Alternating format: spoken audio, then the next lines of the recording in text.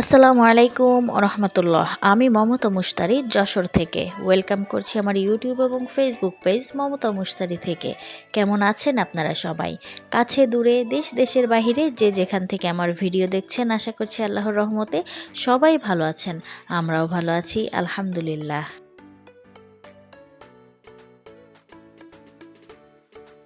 আজ সোমবার, ঘড়িতে এখন সময় সকাল 10টা। নাস্তা করছি এখন। বাচ্চাদের স্কুলে আজকে পরীক্ষা নেই, ওদের আজকে অফ ডে। এজন্য ভাবলাম গত দিনে যেহেতু একটু ভুঁড়ি বা বট আছে, আর সাথে একটু মচমচে করে পরোটা ভেজে নেই। কে দারুণ এক কম্বিনেশন, তাই না বলুন? শীতের সকালে এই ভুঁড়ি বা বট দিয়ে মচমচে পরোটা খেতে আমার কিন্তু ভীষণ ভালো লাগে।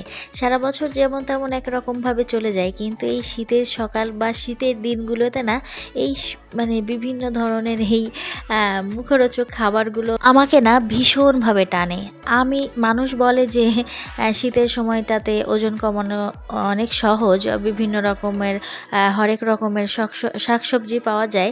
তো আমি তো দেখি আমার জন্য আরও এই সময়টাতে অনেক কঠিন ওজন কমানো।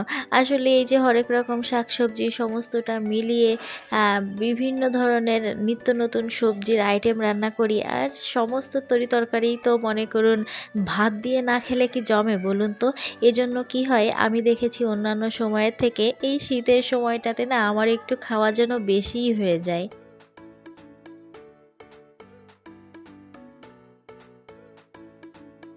আসলে ওজন কমানো কিন্তু কোনো ব্যাপারই না, যদি আপনি একেবারে মন স্থির করে একেবারে দৃঢ় সংকল্পবদ্ধ হন। কিন্তু আমার মতো যদি আপনি হয়ে থাকেন, বাচ্চা খাচ্ছে না, ওরটা আমি খেয়ে নিই, নিজেরটা তো খাচ্ছি, কর্তামশাইয়ের ভালো লাগছে না, সে যখন বলছে তারটাও খেয়ে নিচ্ছি, এই সমস্তটা মিলিয়ে আর কি খেয়েই যাচ্ছি। যখন মনে করি যে ১ মুঠ কম খাবো, তখন দেখি ওই ১ মুঠের জায়গায় যেন ৩ মুঠ ধরে খাওয়া হয়ে যাচ্ছে। তো যাই হোক, আমি এখানে একটু চিকেন ম্যারিনেট করে নিচ্ছি। আজ রান্নাবাড়া তেমন একটা ঝামেলা করব না।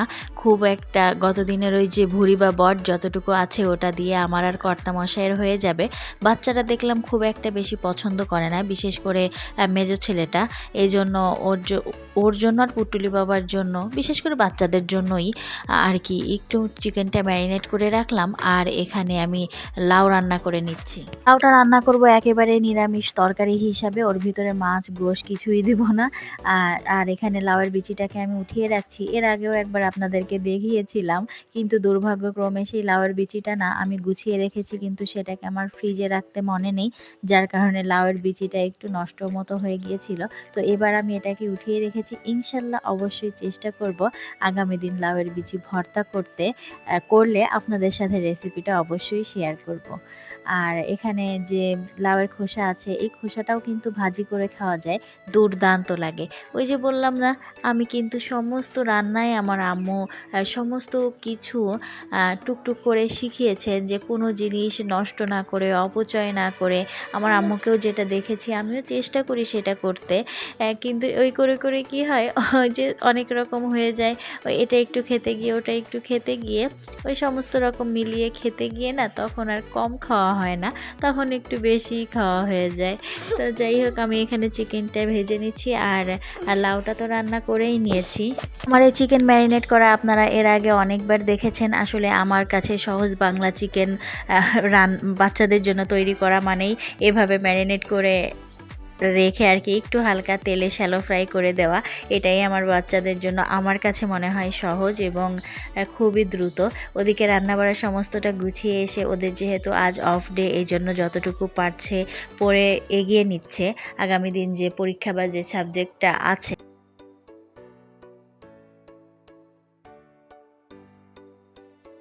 পাশে বাচ্চাদের তদারকি করছি, আর এপাশে বসে না থেকে ভাবলাম গতদিন যে মরিচগুলো বেছেছিলাম তার আগেও এই মরিচগুলো আনা, বাছি বাছি করেও যেন কি কারণে বাছা হয়ে উঠছিল না। তো আজ ভাবলাম বসে না থেকে সময়টা কাজে লাগাই।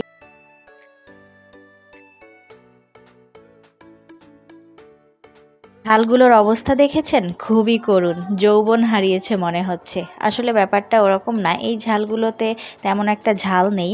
আর আমি ওই দোকানদার ভাইদের কাছে জিজ্ঞাসা করেছিলাম দীর্ঘদিন মানে মাসখানেক ঝাল কিভাবে সংরক্ষণ করা যায়। তো উনারা বলেছিলেন একটু বাড়িতে নিয়ে বাতাসে মেলে রাখবেন আর উল্টোপাল্টা করে একটু গায়ের পানিটা মুছে দিবেন।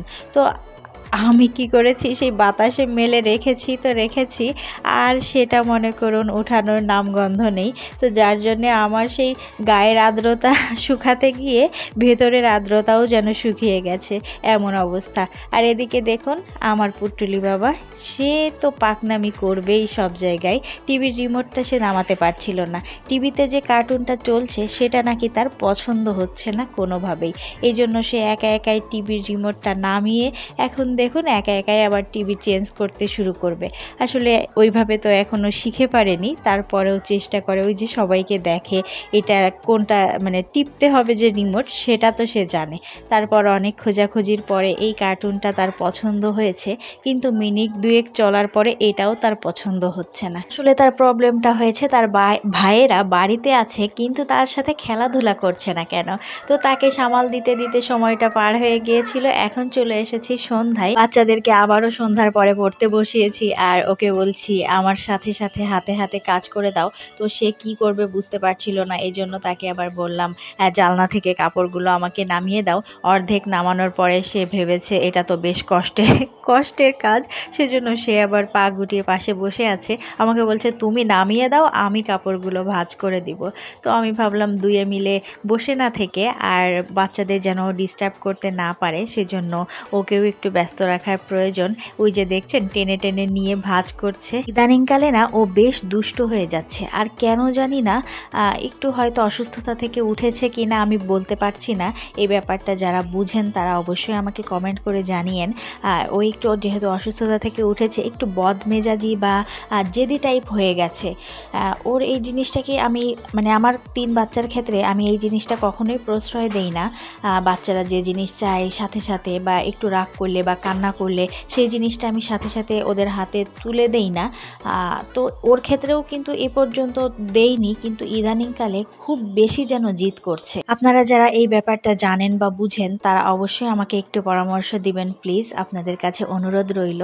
তো চলুন, এখানে আমাদের কাপড় চোপড় ভাঁজ করা হয়ে গেছে। কিছু কাপড় যেগুলো আগামী শীতে ওর কাজে লাগবে না বা পরবর্তীতে, সেগুলোকে আলাদা করেছি। যেমন এই প্যান্টগুলো, স্যান্টো গেঞ্জিগুলো, তারপরে মেঘি হাতার গেঞ্জিগুলো। তো এগুলোকে ভাবছি ডোনেট করে দিব। আর যেগুলো হাফ হাতার গেঞ্জি একটু বড় সাইজ আছে সেগুলোকে সাইড করেছি। ওগুলোকে শীতের ভিতরে পরাতে পরাতেই গরম আসতে আসতে সেগুলোও বড় মানে ছোট হয়ে যাবে, তখন গরমের সময় ওগুলোকে ডোনেট করা যাবে।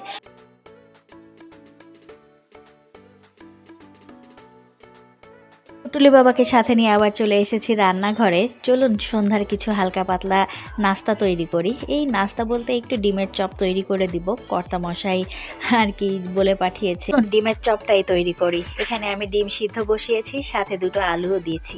আলুটাকে সুন্দর মতো শুকনো মরিচ আর একটু লবণ দিয়ে ভর্তা টাইপ বানিয়ে নিয়েছি। আর এদিকে ডিমগুলোকে পিস পিস করে কেটে এভাবে উপর নিচ করে আলুটা মাখিয়ে বেসনের গোলায় চুবিয়ে তারপর রেডি করলেই হয়ে যাবে ডিমের চপ।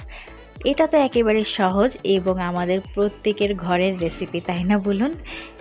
এই 19-20 করেই আর কি বানানো হয়। অনেক সময় কি হয়, ওই আলু ভর্তার ভিতরে একটু মুরগির কিমা দেওয়া হয়, আবার অনেকে গরুর কিমাও খেতে পছন্দ করেন, আবার অনেকে শুধু কিমা দিয়েও আর কি এই ডিমের চপটা বানান, সেটাকে আবার নার্গিসি কোফতা বলে। তো আমি যদি কখনো ওই ডিম শুধু কিমা দিয়ে ডিমের চপটা তৈরি করি বা ওই নার্গিসি কোফতাটা অবশ্যই আপনাদের সাথে শেয়ার করব। সেটাও কিন্তু খেতে বেশ দারুণ হয়। এই যে আমার আজকে সন্ধ্যার নাস্তা ডিমের চপ, সাথে একটু ফ্রিজে ছোলা ছিল সেটাকেও ভুনা করে নিয়েছি। আমি কি করি, সিদ্ধ ছোলাকেও এরকম ডিপ ফ্রিজে রেখে দেই, যখন তখন একটু মনে চাই একটু হালকা করে ভুনা করে নিই বা ভেজে নিই। তো তেমনটাই করেছি আজ। এই তো টুকটাক খাবার দাবার বাচ্চাদেরকে খেতে দেই, কর্তামশাইকে মাখিয়ে পাঠিয়ে দেই। আজকের ভিডিও এই পর্যন্তই। ভিডিওটি কেমন লাগলো অবশ্যই কমেন্ট করে জানাবেন। ভিডিওটিতে থাকা ভুল ত্রুটিগুলো ক্ষমা সুন্দর দৃষ্টিতে দেখবেন। আপনি যদি ফেসবুক পেজ থেকে দেখে থাকেন, পেজটা ফলো দিয়ে রাখতে মোটেও ভুল করবেন না। আর ইউটিউব চ্যানেল থেকে দেখে থাকলে চ্যানেলটি সাবস্ক্রাইব করার পাশাপাশি বেল বাটনের অল অপশনটি প্রেস করে রাখবেন। আর ভিডিওটিতে অবশ্যই একটি লাইক করে দিতে মোটেও ভুল করবেন না। দেখা হচ্ছে আগামীতে নতুন ভিডিওর সাথে। সে পর্যন্ত সবাই ভালো থাকবেন, সুস্থ থাকবেন। আল্লাহ হাফেজ। আসসালামু আলাইকুম।